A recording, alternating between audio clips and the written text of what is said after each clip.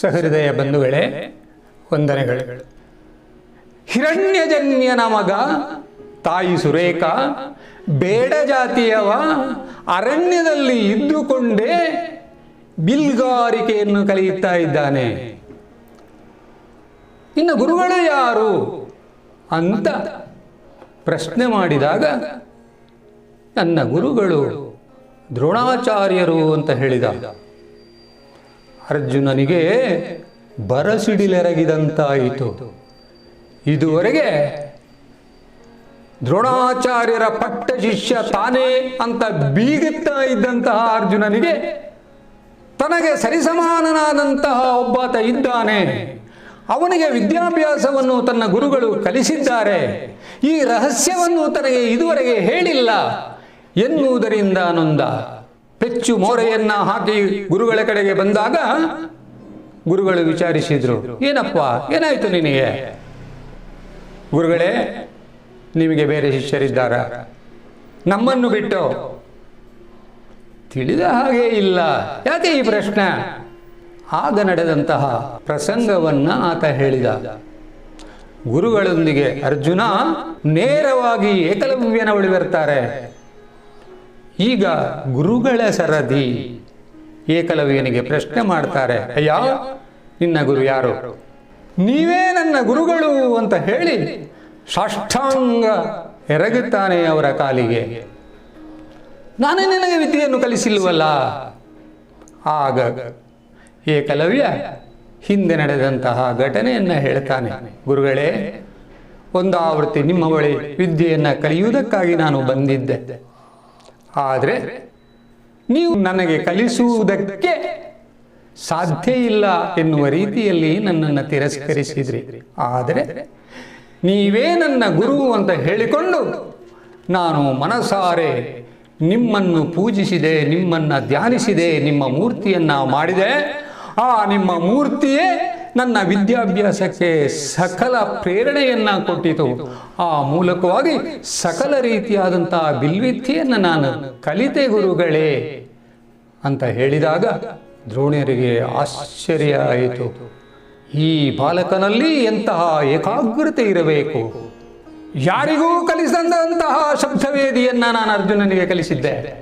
ಆ ಶಬ್ದವೇದಿಯ ಮುಖಾಂತರವಾಗಿ ನಾಯಿಗಳ ಬಾಯಿಯನ್ನು ಮುಚ್ಚಿಸಿದವ ಈ ಏಕಲವ್ಯ ಎನ್ನುವುದನ್ನು ಅರ್ಥ ಮಾಡಿಕೊಂಡಾಗ ತನ್ನ ಪಟ್ಟ ಶಿಷ್ಯನ ಆದಂತಹ ಅರ್ಜುನನಿಗಿಂತಲೂ ಕೆಲವೊಮ್ಮೆ ಈತ ಮಿಗಿಲೆನಿಸಬಹುದು ಅಂತ ತಿಳಿದಂತಹ ದ್ರೋಣಾಚಾರ್ಯ, ನಾನು ನಿನ್ನ ಗುರು ಹೌದಾ? ಹೌದು ಗುರುಗಳೇ, ನೀವೇ ನನ್ನ ಗುರುಗಳು. ಆದರೆ ಒಂದು ವಿಚಾರ, ಏನು ಹೇಳಿ ಗುರುಗಳೇ? ನೋಡು, ಯಾವಾಗ ನೀನು ನನ್ನನ್ನು ಗುರು ಅಂತ ಒಪ್ಪಿದ್ದೀಯಾ, ನಿನಗೆ ವಿದ್ಯಾಭ್ಯಾಸ ಪೂರ್ಣ ಪ್ರಮಾಣದಲ್ಲಿ ಕರಗತವಾಗಬೇಕಾಗಿದ್ರೆ ಕೊಡು ಗುರು ದಕ್ಷಿಣೆಯನ್ನ.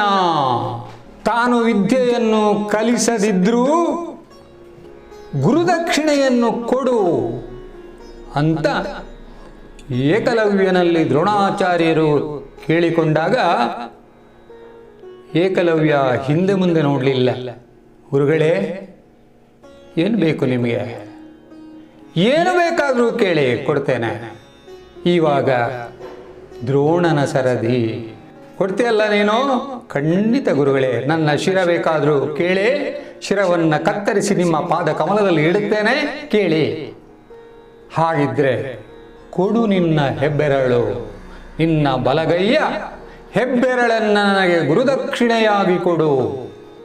ಹಿಂದೆ ಮುಂದೆ ನೋಡಲಿಲ್ಲ.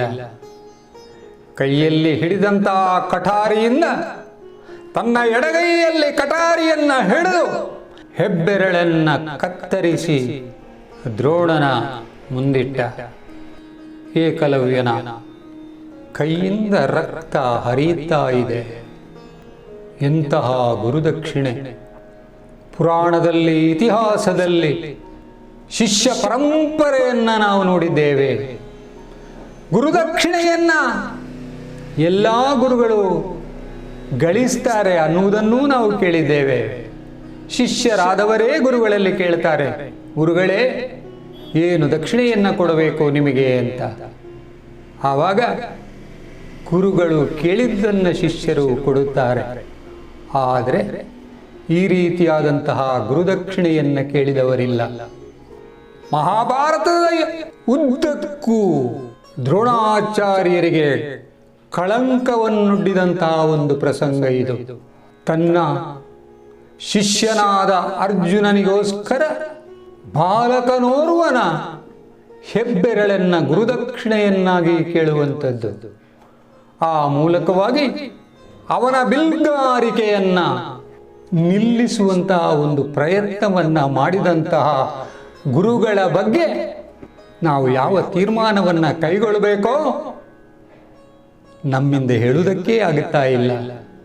ಅಂತಹ ಒಂದು ಪರಿಸ್ಥಿತಿಯನ್ನ ದ್ರೋಣಾಚಾರ್ಯ ಮಾಡಿಬಿಟ್ಟ. ಅವನ ಕೆಲಸ ಅಲ್ಲಿಗೆ ಮುಗಿಯಿತು. ಅದರ ಬಗ್ಗೆ ವಿಮರ್ಶೆ ಪ್ರಸ್ತುತ ನಮಗೆ ಬೇಡ. ಪುನಃ ಅವರು ಹಿಂದಿರುಗಿದ್ರು. ಅರ್ಜುನನಿಗೂ ಸಂತೋಷ ಆಯಿತು, ದ್ರೋಣಾಚಾರ್ಯನಿಗೂ ಸಂತೋಷವಾಯಿತು. ಆಮೇಲೆ ತನ್ನ ಪಟ್ಟ ಶಿಷ್ಯನಾದಂತಹ ಪಾರ್ಥನನ್ನ ಎಕ್ಕಟ್ಟಿಗೆ ಕರೆದು, ಅವನನ್ನು ಬೇರೆಯಾಗಿಯೇ ಕರೆದು ಅವನಿಗೆ ಮಂತ್ರಾಸ್ತ್ರಗಳನ್ನು ಕಲಿಸಿದ. ಆಗ್ನೇಯಾಸ್ತ್ರ, ವಾಯವ್ಯಾಸ್ತ್ರ, ವಾರುಣ, ಬ್ರಹ್ಮಾಸ್ತ್ರವೇ ಮೊದಲಾದಂತಹ ಶಸ್ತ್ರಾಸ್ತ್ರಗಳ ವಿದ್ಯೆಯನ್ನ ಆತ ಕಲಿಸಿದ. ಈವಾಗ ಅರ್ಜುನನಿಗೆ ಎಲ್ಲ ಮಂತ್ರಾಸ್ತ್ರಗಳ ಪ್ರಯೋಗವನ್ನು ಮಾಡುವುದಕ್ಕೂ ಸಾಧ್ಯವಾಗುವಂತಹ ಸ್ಥಿತಿ ಒದಗಿ ಬಂತು. ಅಂದರೆ ಎಲ್ಲ ಅಸ್ತ್ರಗಳನ್ನ, ಮಹಾಸ್ತ್ರಗಳನ್ನ ಆತ ಕಲಿತುಕೊಂಡ. ಪಾಂಡವರ ಕೌರವರ ವಿದ್ಯಾಭ್ಯಾಸ ಒಂದು ಹಂತಕ್ಕೆ, ಅಂದರೆ ಪರಿಪೂರ್ಣ ಸಮಾಪ್ತಿಗೆ ಮುಟ್ಟಿತು. ಒಂದು ದಿವಸ ದ್ರೋಣ ಒಂದು ದಿನ ಒಡ್ಡೋಲಗಕ್ಕೆ ಗುರು ಬಂದು ಮನ್ನಿಸಿಕೊಂಡು ನಸು ನಗುತ ಎಂದನ ಧೃತರಾಷ್ಟ್ರ ಗಂಗಾಸೂನು ವಿದುರರಿಗೆ ಇಂದು ಪರ್ಯಂತರವು ನಿಮ್ಮಯ ನಂದನರನೋದಿಸಿದೆನು. ಇಂದು ಪರ್ಯಂತರವು ನಿಮ್ಮಯ ನಂದನರನೋದಿಸಿದೆನು. ಅಭಿನಂದನೀಯರೋ ನಿಂದ್ಯರೋ ನೀವು ನೋಡಬೇಕೆಂದ, ನೀವು ನೋಡಬೇಕೆಂದ.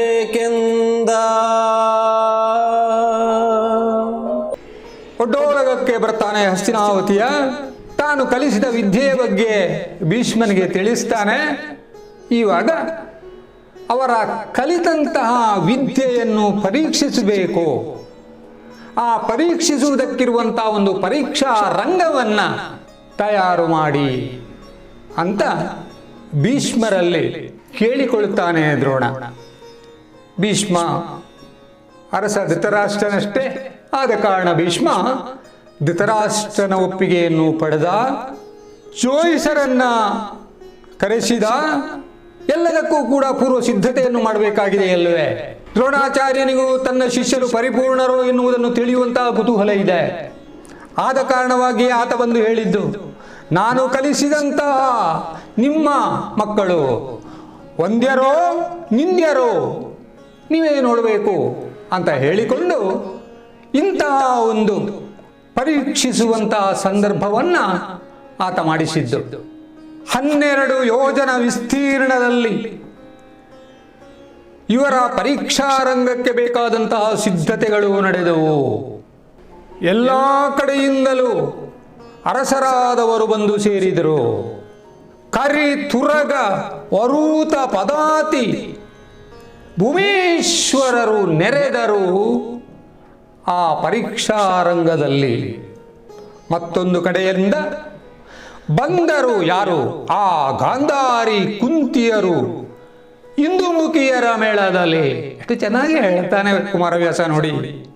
ಬಂದರ ಗಾಂಧಾರಿ ಕುಂತಿಯರು ಇಂದುಮುಖಿಯರ ಮೇಳದಲ್ಲಿ. ಆಮೇಲೆ ವಿದುರ, ಧೃತರಾಷ್ಟ್ರ ಸಹಿತ ಭೀಷ್ಮ ಅವರೆಲ್ಲರೂ ಅಲ್ಲಿಗೆ ಬಂದರು. ಅಂತೂ ರಂಗಸ್ಥಳವಲ್ಲ, ಎಲ್ಲರೂ ಪ್ರವೇಶ ಮಾಡಿದರು. ಯತ್ರ ಯೋಗೇಶ್ವರ ಕೃಷ್ಣೋ ಯತ್ರ ಪಾರ್ಥೋ ಧನುರ್ಧರಃ ತತ್ರ ಶ್ರೀರ್ವಿಜಯೋ ಭೂತಿಂ ಧ್ರುವ ನೀತಿರ್ಮತಿರ್ಮಮ.